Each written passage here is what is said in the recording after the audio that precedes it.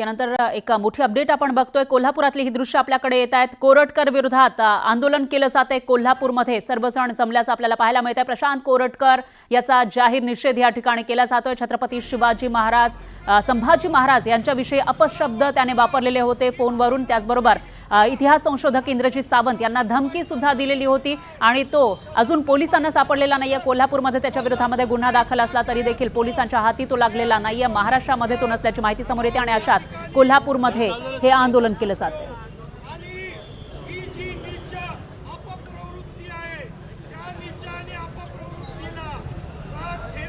आणि याविषयी अधिक माहितीसाठी आपले प्रतिनिधी ज्ञानेश्वर आपल्यासोबत जोडले गेले आहेत। ज्ञानेश्वर, काय सांगाल? या ठिकाणी मोठ्या प्रमाणामध्ये लोक जमल्याचं आपल्याला दिसतंय, आंदोलन केलं जातंय।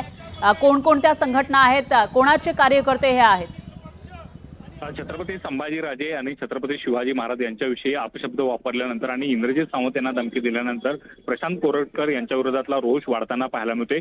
25 तारखेला गुन्हा दाखल झाला, मात्र अद्यापही प्रशांत कोरटकर यांना अटक केलेली नाही। त्यामुळे इंडिया आघाडीच्या वतीने कोल्हापूरमध्ये छत्रपती शिवाजी महाराज चौकामध्ये ही निदर्शनं होताना पाहायला मिळतात। इंडिया आघाडीचे सगळेच घटक आहेत ते या आंदोलनामध्ये सहभागी झालेले आहेत। याशिवाय छत्रपती शिवराय प्रेमी हे सुद्धा मोठ्या प्रमाणात छत्रपती शिवाजी महाराज चौकामध्ये दाखल झाल्याचं आपल्याला पाहायला मिळते।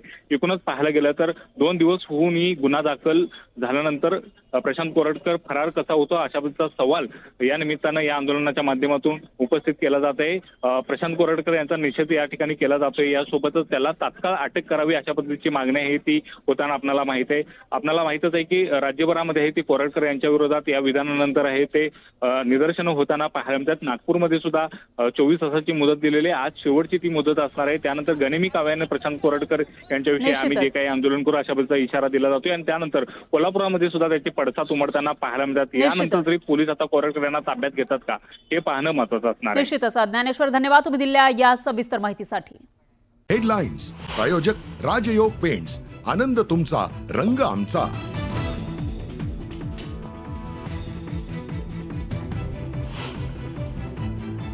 पुणे बलात्कार प्रकरणातील आरोपी दत्ता गाडे शिरूरचे आमदार ज्ञानेश्वर कटकेंचा कार्यकर्ता म्हणून मिरवायचा। कटकेंसोबतचे दत्ता गाडेचे अनेक फोटो समोर। स्वारगेट अत्याचार प्रकरणातील आरोपीचा शोध सुरू। आरोपी दत्ता गाडेचं शेवटचं फोन लोकेशन गुन्हाट गावात आढळलं। गुन्हा घडल्यानंतर आरोपी स्वारगेटवरनं गावी गेला।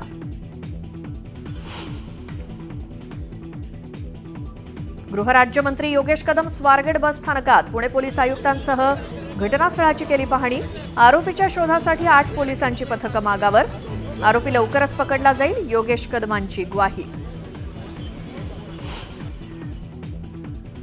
स्वारगेटमधल्या आंदोलनामुळे उद्धव ठाकरेंकडनं वसंत मोरेंना शाबासकीची थाप।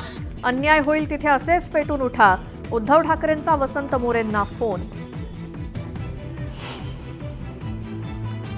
पुण्यातली घटना ही दिल्लीतल्या निर्भयासारखी। घटनेवरून संजय राऊतांचा संताप। अत्याचार झाल्यावर ऍक्शन मोडवर येता का म्हणत गृह खात्यावर डागली तोफ।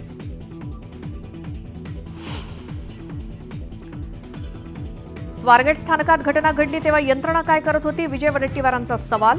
शासन फक्त कारवाई करू अशा थापा मारत असल्याचं म्हणत टीका। पुण्यातल्या स्वारगेट बस स्थानकात राष्ट्रवादी काँग्रेस शरद पवार पक्षाचं आंदोलन। आरोपीच्या अटकेच्या मागणीसाठी सरकारविरोधात पोस्टर्स झळकावत आंदोलन।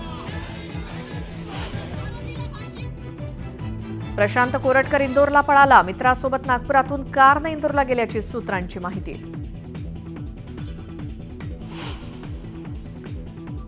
अहिल्यानगरमध्ये 12वीच्या परीक्षेत कॉपीमुक्त अभियानाचा फज्जा। नायब तहसीलदारच पुरवत होता कॉपी। पाथर्डी तालुक्यातील तनपूरवाडीतली घटना।